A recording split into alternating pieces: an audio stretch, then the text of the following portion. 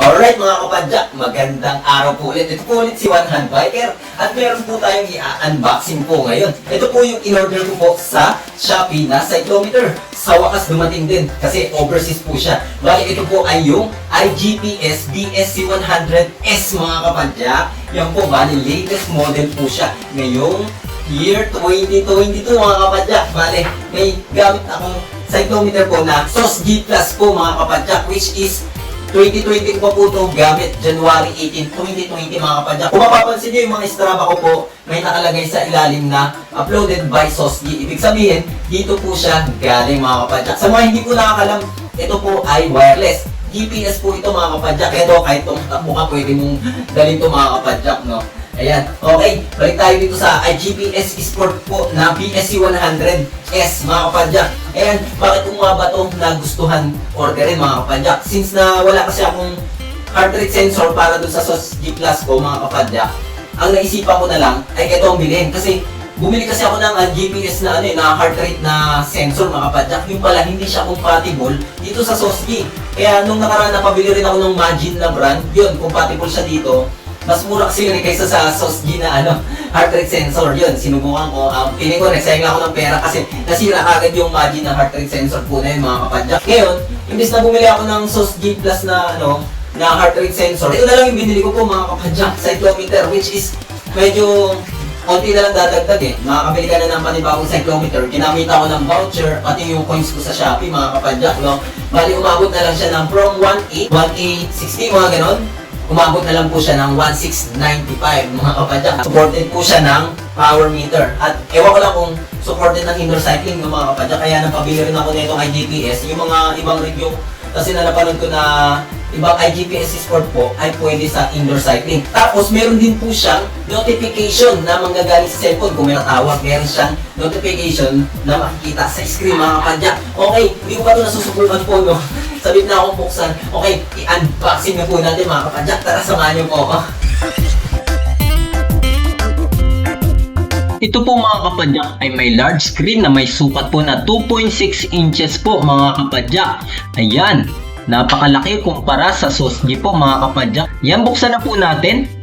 Ito naman po ay may IPX7 water resistant mga kapadyak. Kaya kahit malakas po ang ulan ay hindi tayo matatakot na ito'y pasukin ng tubig.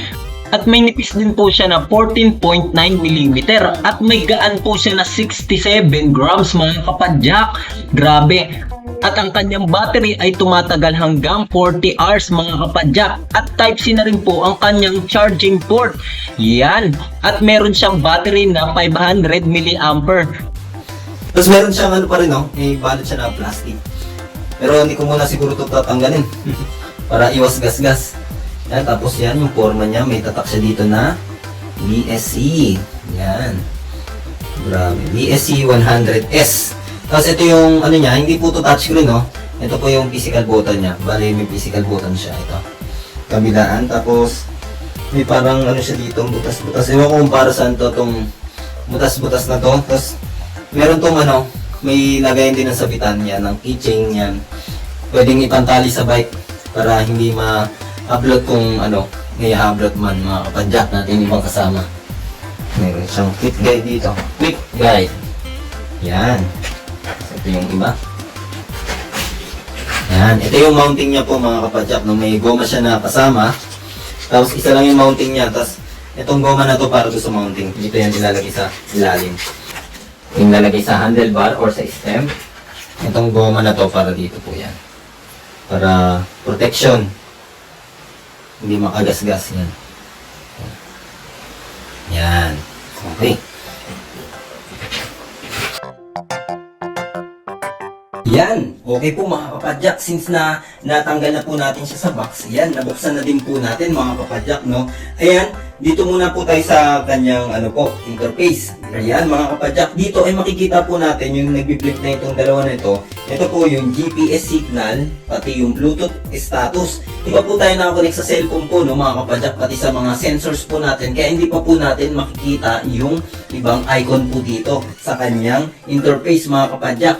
Ayan, yung next po natin na makikita ay yung kanyang time or oras mga kapadyak. Yan dito, wala pa po yung call reminder kasi hindi pa po tayo nga naka-connect sa cellphone. Katabi siya ng Bluetooth. Yan, next, bago yung sa orasan po mga kapadyak. Yan yung next po natin, yung record or pause po mga kapadyak na icon sana dito. Yan, pwede kong pindutin din po mga kapadyak. Yan, para makita natin. Ito, pinindot natin yung left button. Yan, makikita nyo naka-pause. Yan, record or pause mga kapadyak. Yan, nakalagay dito is pause kasi wala pa siyang nasasagap naman po na GPS signal kasi nandito nga tayo sa loob ng bahay. Tapos ito po yung next sa kanya is yung battery status mga kapadyak. Yan, meron pa siyang 2 bar.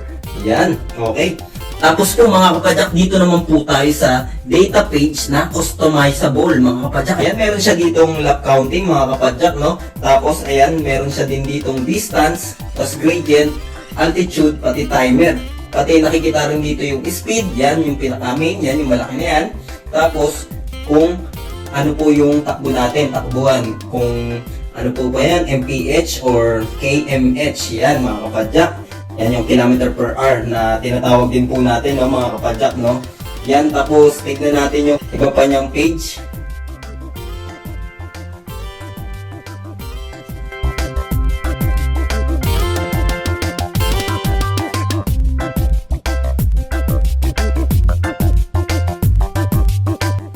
Next po, no, dito tayo sa button. Ito po ay hindi touchscreen. Ito po ay may physical button po mga kapadyak.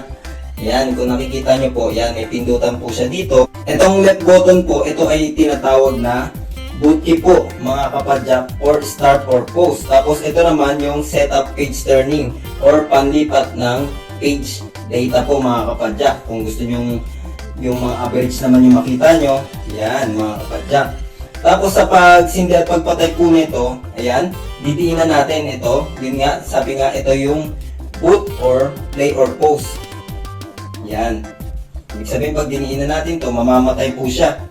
Yan mga kapadyak. Tapos pag diniinan po ulit natin itong left, hinold natin, press and hold. Tapos yan, magsisindi siya. Yan, nanggaling po no, dahil ang bilis niya magsindi mga kapadyak. Di ko lang alam kung kasi wala pa siyang data na nakakapasok. Kaya siya mabilis. Tapos yun nga po, since na nakasindi na po siya mga kapadyak, yan. Bali, yun, pipindutin natin itong left button as start or pause. Yan. Hindi pa tayo tumatakbo kaya hindi pa natin may start or pause na makikita. Yan, pinipindot po natin mga kapadyak. Yan, may lumabas na play po, no? Tapos, ito naman yung turning page. Itong, ano po na ito? Itong button na ito, itong right button mga kapadyak, na physical button natin, yan, ang lipat po ng data page. Yan, mga kapadyak. Okay? Pagkatapos po ng recording ng mga kapadyak, once na tapos na yung right po pala natin, ito daw yung dapat pindutin, itong right button. Yan, i-hold po. Yan, tapos magpi-blink po siya. Yan, ibig sabihin magre-reset na ulit yung yung data po mga kapadyak after mag-blink. Ibig sabihin, next naman tayo, recording. Kung may recording kayo or para pag ginamit kinabukasan, 0 na po siya mga kapadyak. Ayan, ito mga kapadyak. Dapat hindi tayo nagre-record po mga kapadyak. I-explore po natin yung setting po nito ng iGPS port po. Dapat hindi po tayo nagre-recording. Ngayon, kailangan po natin i-hold tong right button. Yan, para ma-explore natin yung setting. Ayan, ibig sabihin itong E1 pair po na ito, ibig sabihin i-unpair po tayo sa cellphone kung nagamit po natin, no, mga kapadyak. Dahil kailangan po i-unpair while magsasagwa tayo ng setting dito sa iGPS port po natin. Yan po, no, tapos para ma-unpair po daw yan, kailangan i-select i-press itong left button po, no, mga kapadyak. Yan, tapos magre-restart po yung device. Ayan. Pati yung cellphone is mag-unpair po siya dun sa cellphone mga kapadyak. Then yan, babalik tayo dun, hold the right button. Tapos babalik tayo sa setting, yan. Once na naka-unpair na po tayo, naka-disconnect na tayo sa ating mobile phone, yan, i-press po natin ito, proceed tayo sa E2. Yan, ano nga ba itong E2? Ito po yung GMT mga kapadyak or time zone na tinatawag. Since na nasa Pilipinas po tayo, bali nasa +8 po tayo ng mga kapadyak. Yan, bumabalik siya. Ibig sabihin, mga 10 seconds dapat, before 10 seconds na iset na po natin yan. Ngayon, mag-iset po natin siya sa pamamagitan na itong left button. Yan. Tapos, ito, pag siselect po yan, kung ano yung siselect nyo. Yung minutes or yung hour. Yan, mga kapadyak. Yan. Tapos, para makakapagdagdag naman po ng count dyan, yan, para ma-adjust natin using this right button po. Yan. Since nasa Pilipinas po tayo, plus 8 po tayo mga kapadyak, yung GMT po natin. 8, yan. Yan po yung GMT po ng Pilipinas ng mga kapadyak. Then, pag naset na po natin itong nasa 8, i-hold po natin itong right key. Ngayon, mag-exit tayo dito sa setting mode. Yan, okay po mga kapadyak, no? After natin ma-set yung ito po mga kapadyak, yung time zone po niya, or yung GMT na tinatawag, ay tumama na po yung oras po niya. Yan, o. Tignan natin sa cellphone po. Bali, alas 12 na, mga kapadyak. Yan. Yan, 12:12. Dito is 12:14 na lumalabas po mga kapadyak. Yan, okay. Proceed na po tayo sa E3 mga kapadyak. Yan, sa pag-proceed sa E3, ganun pa rin po yung gagawin po natin. Yan. Press the right key. Yan, skip na tayo dyan. Yan, dito sa E3, pindutin natin itong left key po, no, sa pagsiselect kung ano po yung i-connect natin. Yan, nakita natin dito na lumabas po yung speed. Yan, tapos power meter, cadence, pati HRM. Yan, yung heart rate monitor. Ito po yung mga sensor na pwede po sa kanya ng mga kapadyak. Bali, meron po tayo dito na heart rate sensor na GPS.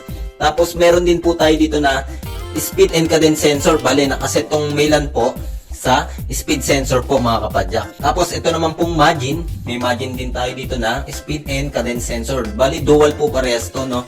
Tapos ito naman ay nakaset sa cadence po mga kapadyak. Ang uunahin po natin dito ay yung cadence sensor po, no, mga kapadyak. Left button para sa pag-pair. Yan, okay. Ngayon, na-detect na niya kagad yung cadence po mga kapadyak. Galawin natin tong cadence kung ano po siya, kung ito po yung na-detect niya, no. Try nating ikot-ikot. Baka mamaya yung ano yung na-detect niya, yung Melan. Ayan, ito nga. Ibig sabihin, yung margin, yung na-detect nga niya na as cadence. Ito naman yung speed. Connect. Ikot, speed. Tingnan natin. Ayun na, tamakbo na, oh, mga kapadyak. Ang galing. Ayan mga kapadyak, naikabit ko na rin po itong ano, no, ay GPS Sport na heart rate sensor po natin mga kapadyak. Yan, tignan po natin, no, kung gumagana po siya. Yan, back po tayo sa ano, balik po tayo sa E3. Yan. Yan, tapos left button.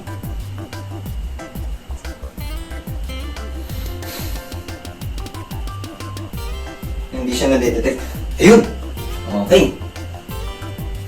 Yan. Kala ko hindi na-detect. Ibig sabihin siguro, nagpapasa pa siya ng ano, ng data po mga kapadyak, no. Na-analyze pa niya yung ano, yung gamit natin na heart rate monitor po mga kapadyak. So good po siya mga kapadyak. Ayan. Kasi yung dalawa kong sensor, hindi siya ay GPS po, no, mga kapadyak. Ewan ko lang yung calculation data na papasok dito kung accurate yung ano, yung magiging resulta. Yan, proceed naman po tayo sa kanyang E4. Pag-proceed sa setting. Yan yung ano po, yung nakaset po dito na default is yung 2096. Yan, sa tingin ko, ito yung ano yung road bike po to na gulong, 700C. Yung setting po na ito. Since na naka 27.5 po ako, talagay po natin dito ay 2182. 21 8. Ito yung pang ano natin. Tapos ito pang lipat sa next na digit. Tapos ito yung pang dagdag. 2182. Pabalikin natin sa 0. Tapos sa 2. Yan, okay. Tapos hold po uli natin itong right key para bumalik po ulit, mag-exit at mag-save. Yan. Balik-balik po tayo, no? Okay, punta naman po tayo sa E5. Yan, naka-default naman siya na KMH. Hindi po KMJS, ah. Yan. Yan yung MPH, tapos ito naman yung KMH. Sa ibang bansa kasi mas madaming gumagamit po ng MPH po. Yan, dito tayo sa metric lang po. Hindi tayo yung imperial na ano na setting. Okay? Tapos na tayo sa E5. Yan, hold na natin tong right key para mag-exit. Okay, yan yung last po, yung E5. Yan. Yan, okay po mga kapadyak. First time i-prepare po natin to. Itong iGPS for BSC100S sa aking cellphone. Wala pa po tayong nada-download na app. Ayan, punta po tayo sa Play Store. Bali, supported po siya ng Apple pati Android po mga kapadyak. Search natin yung iGPS port. Yan, meron nang lumabas dito. iGPS port app. Tapos, install natin. Yan, tignan muna natin kung ito yung legit po, no? Yan, legit naman siya. 82 MB. Yan, siguraduhin may space po sa cellphone nyo po mga kapadyak para hindi kayo ma-out of memory. Yan. Okay, yan, downloading tayo. Okay po no mga kapadyak. Bale, ang ganda po ng ng interface po ng iGPS na ito. Tapos mas malapad siya. Mas madaling makita yung data. Yan, okay, na-download na po natin. Then, open. Yan, iGPS port. Legal information. Yan, agree. Agree tayo. Huwag na natin basahin.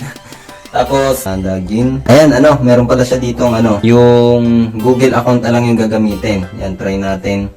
Google account, Chrome, para hindi na tayo mag-etche-boretche ng sign in. Tapos, piliin po natin itong Gmail account natin na nais gamitin po. Yan, since na yung SOSD ko po ay pati Strava na connect dun sa sa ginamit ko na email, yun na rin yung ginamit ko po, no? Para hindi na maganda dito po.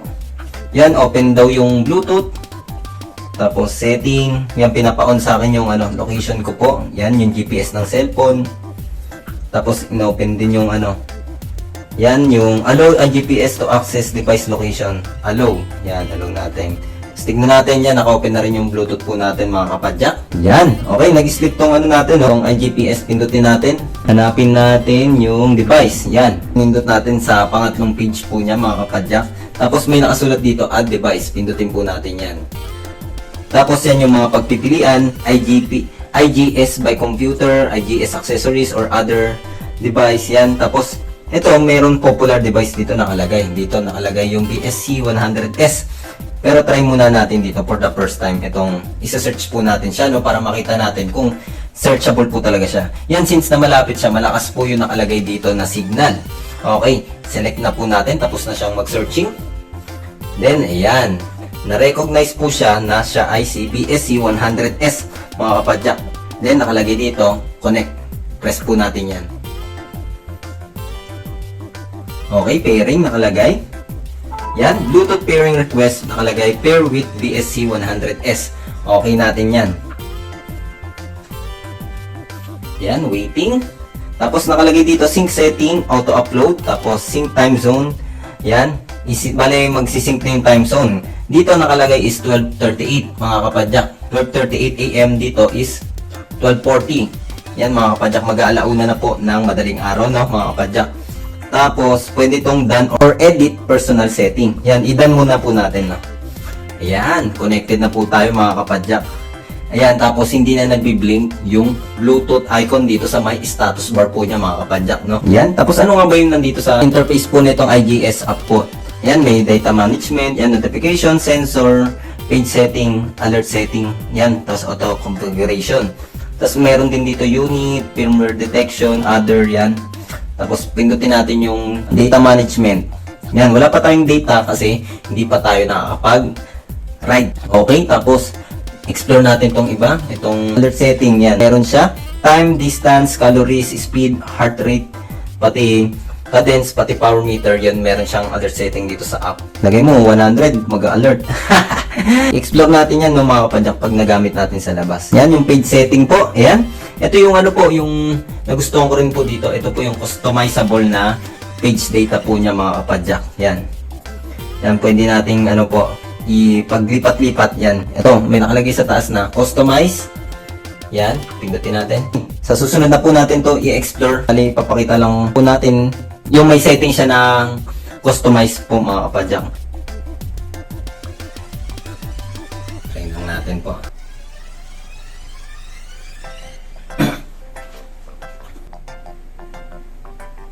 Connecting, yan. Bali na-restart natin ngayon connecting. Tapos automatic siyang nag-connected po mga kapadyak. Hindi na natin siya pipindutin. Yan, okay. Connected. Tapos ito, notification naman. Tapos enable natin, notification.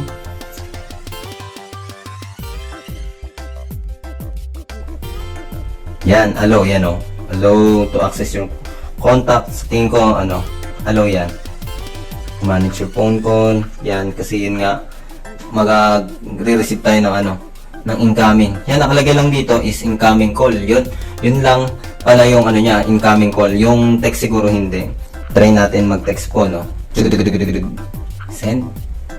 Tignan natin kung may lalabas doon. Wala.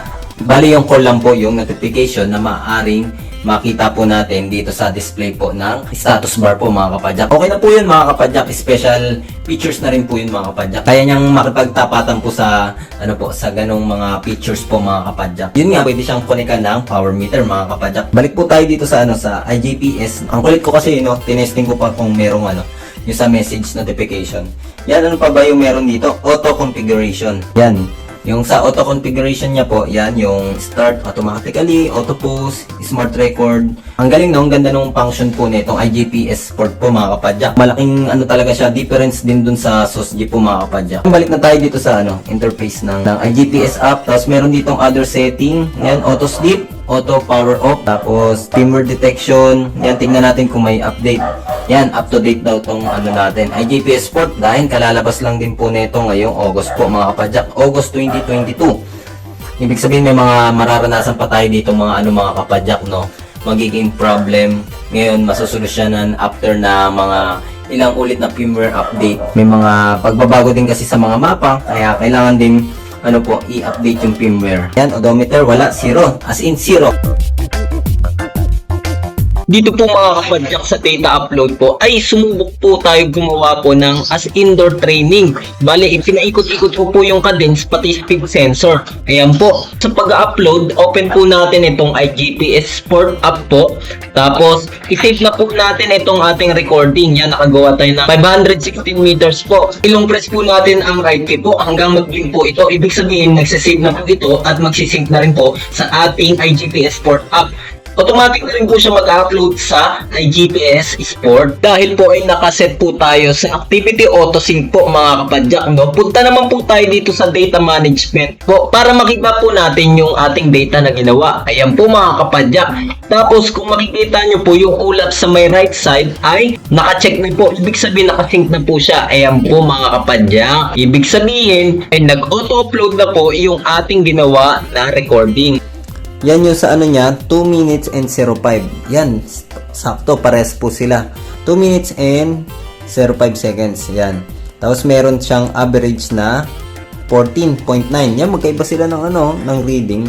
Yung pagka-upload dito, parang naka-round off na. Okay po mga kapadyak, maraming salamat. Itong video na ito, ang nais ko lang po ay makatipid din yung mga ibang kapadyak. Happy ako dito sa pagkakaroon nito kasi magagamit ko rin to for indoor training po mga kapadyak. Ma-upload ko rin at ma-share ko rin sa inyo. At nakakasipag kasing mag-training with makikita mo yung kilometer mo rin mga kapadyak sa paggamit ng cyclometer kaysa gumamit po ng cellphone sa pagte-training kasi yung paggamit ng cellphone nakaka-drain din ng battery ng cellphone. Paano kung nag-brownout, nagka-emergency? Compare dito na matagal pong malobat mga kapadyak. Ayan, tapos na re-register lang din po yung data sa paggamit ng mga GPS device po na cyclometer mga kapadyak, no? Yan, mas okay ako dito kaysa sa sa SOSG po mga kapadyak kasi ang daming function nito, ang daming pwedeng gawin yan. Tapos po ay Type-C din po siya mga kapadyak. Tulad nga ng ipinakita ko kanina nung simula, Type-C po siya at may cover din po siya na rubber. Yan, may takip po siya na rubber. Ito mukhang matibay talaga din yung mounting niya po. Yan, tapos ito supported nga siya ng Bluetooth at device po mga kapadyak. Itong IJPS na BSC100S is 500 mAh. Sa tingin ko kasi kaya nilalakihan nila yung battery capacity niya kasi malaki rin po kasi yung screen display tapos marami siyang function mga kapadyak. Yan, I'm gonna love it this. Sa tingin ko wala pang nagbebenta nito sa Pilipinas. Maski sa page ng wala pang lumalabas ng IJPS Sport. Sa tingin ko po kung lalabas ito dito sa Pilipinas ay mas mahal po mga kapadyak. Pero yun naman makakasigurado tayo na pwede nilang palitan kagad once na magkakaroon ng problema mga kapadyak. Yan, sa mga bibili ng SOSG, sa tingin ko mas prepared na ito na lang po yung bilhin nyo kasi ito is hanggang for future use mga kapadyak. Kasi po ay updated to mga kapadyak, no? Year 2022 lang to inilabas po. Compare sa SOSG, ang tagal na. Siguro mga 5 years ago na tong SOSG na nilabas. May SOSG, tapos may nilabas na SOSG Plus. Yan, may mga ganun kasi yung supported ng Anplus, pati mga heart rate, yung SOS G kasi konti lang yung ano niya, special features niya mga kapadyak. Ito, explore ko pa, lalo na yung customizable page data niya mga kapadyak kasi hindi ko makapapa kasi mabilisan tong gagawin nating review kahit medyo napahaba tong video na to. Ayan, sana magtagal to sa atin, no? Abangan niyo yung follow-up review ko po dito mga kapadyak, pati yung comparison ng SOS G Plus dito sa IDPS port na BSC100S mga kapadyak. Maraming salamat po mga kapadyak sa panonood. Sa mga hindi pa po nakasubscribe, kung nagustuhan niyo po itong video na ito at kung gusto niyo yung mga ganitong video na minsan lang ako mag-upload, then yan, please hit the like and subscribe button po mga kapadyak. Pati pakikalembang na rin po yung notification bell para updated ka rin po sa mga kung ano-anong mga video ina-upload ko po. Maraming salamat po and God bless and ride safe. Kita-kits po sa kalsada at abangan nyo po yung mga follow-up vlog reviews ko po mga kapadyak.